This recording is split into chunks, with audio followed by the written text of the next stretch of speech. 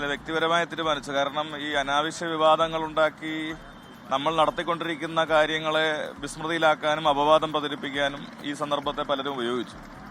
അപ്പോൾ അത് തീർച്ചയായിട്ടും നമ്മൾ പല ആളുകളും ശ്രദ്ധയിൽപ്പെട്ട ഒരു കാര്യമാണ്. അപ്പോൾ അതുകൊണ്ട് വിവാദങ്ങൾക്ക് അടിസ്ഥാനമില്ല. മരുതൻകുഴിയിൽ ഒരു സൗകര്യമായിട്ടുള്ളൊരു ഓഫീസ് കണ്ടെത്തി അങ്ങോട്ട് മാറിയിട്ടുണ്ട്. അപ്പോൾ അത്രയേ ഉള്ളൂ എൻ്റെ കാര്യം. വിവാദങ്ങൾക്ക് നിൽക്കുന്നില്ല.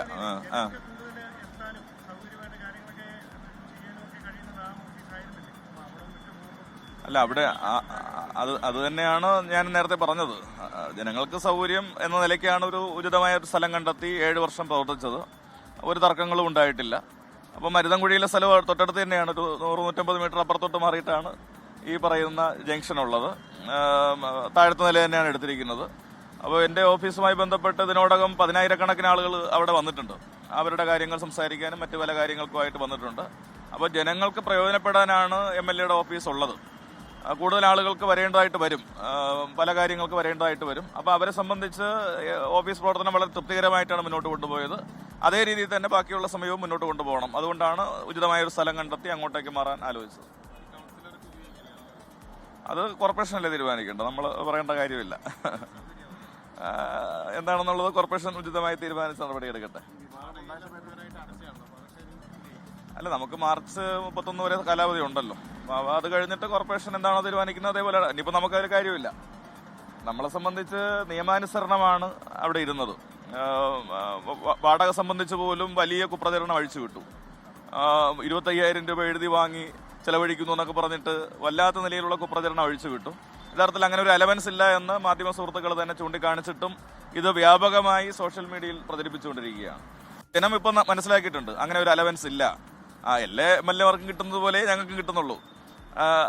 അത് അങ്ങനെയാണ് കാര്യങ്ങൾ ചെയ്യുന്നത്. സംസ്ഥാനത്തെ എല്ലാ ജനപ്രതിനിധികളും സർക്കാരിന്റെ കെട്ടിടങ്ങളിൽ സൗജന്യമായിട്ടാണ് ഇരിക്കുന്നത്. ഇവിടെ ഞാൻ മുൻമേയർ എന്ന നിലയ്ക്കാണ് ഒരു കുറഞ്ഞ വാടകയെങ്കിലും നിശ്ചയിച്ച് തരണമെന്ന് ആവശ്യപ്പെട്ട് അവരത് ചെയ്തത്. അപ്പോൾ അതിനെപ്പോലും മഹാ അപരാധമായി ചിത്രീകരിക്കുന്ന ഒരു സ്ഥിതി വന്നു. അപ്പോൾ ആ വിവാദം തുടരേണ്ടതില്ല. മരുതൻകുഴിയിലെ ഓഫീസ് പ്രവർത്തനോദ്ഘാടനം ഞങ്ങൾ അറിയിക്കും. അപ്പോൾ ജനങ്ങൾക്ക് സൗകര്യപ്രദമായിട്ടുള്ളൊരു സ്ഥലം തന്നെയാണ്.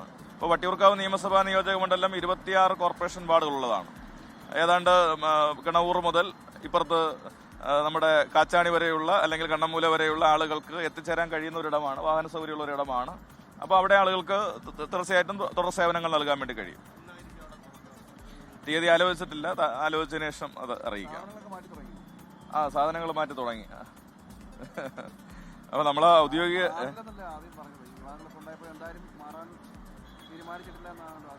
അത് തന്നെ അതാണ് ഞാൻ പറഞ്ഞൊരു കാര്യം. മാർച്ച് 31 വരെ ഞങ്ങൾ വാടക അടക്കം ഒടുക്കിയിട്ടുണ്ട്. അപ്പോൾ അത്തരമൊരു സ്ഥിതിയിൽ ഈ തുടർ വിവാദങ്ങൾ ഇങ്ങനെ വന്നുകൊണ്ടിരിക്കുകയാണ്. ഇപ്പോ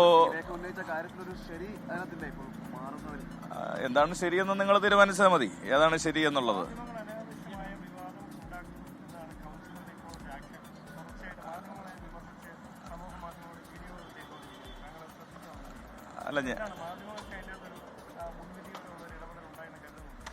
അല്ല, എനിക്കങ്ങനെ ഒരു ധാരണയില്ല. നമ്മളെ സംബന്ധിച്ച് കഴിഞ്ഞ 7 വർഷമില്ലാത്തൊരു തർക്കമാണ് ഇപ്പോൾ വന്നത്. അപ്പോൾ അത് തർക്കം ഉണ്ടാക്കിയവർ തന്നെ ആലോചിച്ചാൽ മതി. നേരത്തെ ഒരു 5 വർഷം BJPയുടെ തന്നെ കൗൺസിലർ അവിടെ പ്രവർത്തിച്ചിരുന്നു. അതിനു മുമ്പ് LDFന്റെ കൗൺസിലർ അവിടെ പ്രവർത്തിച്ചിരുന്നു. അപ്പോഴൊന്നും ഇല്ലാത്തൊരു തർക്കം എങ്ങനെ വന്നു എന്നുള്ളത് നിങ്ങളും കൂടി ആലോചിച്ചാൽ മതി. BJPയുടെ കൗൺസിലർ പറഞ്ഞത് തനിക്ക് അവിടെ ഇരിക്കാൻ പറ്റാത്തത് തന്റെ വാഹനം ഓഫീസാക്കി മാറ്റിയെന്നാണ് പറഞ്ഞത്. അല്ല, താങ്കൾക്കറിയാമല്ലോ, താങ്കൾ ആ റൂം പോയി സന്ദർശിക്കുമ്പോൾ മനസ്സിലാക്കാൻ വേണ്ടി കഴിയും. അത്യാവശ്യ സൗകര്യം 7 വർഷം അവിടെ കൗൺസിലർമാർ പ്രവർത്തിച്ചല്ലോ, ഒരുവിധ പരാതികളും ഉന്നയിച്ചിട്ടുമില്ല. അപ്പോൾ അങ്ങനെയുള്ള കാര്യങ്ങളെ സംബന്ധിച്ച് നിങ്ങൾ തന്നെ പരിശോധിച്ചാൽ മതിയാവും. ഓക്കെ, ലോകത്തെവിടെയായാലും ഏത് സമയത്തും 24 വാർത്തകളും ഓഗ്മെന്റഡ് റിയാലിറ്റി പാക്കേജുകളും എക്സ്പ്ലെയിനറുകളും വിശദമായി കാണാൻ ഞങ്ങളുടെ YouTube ചാനൽ നിങ്ങൾക്ക് സബ്സ്ക്രൈബ് ചെയ്യാം.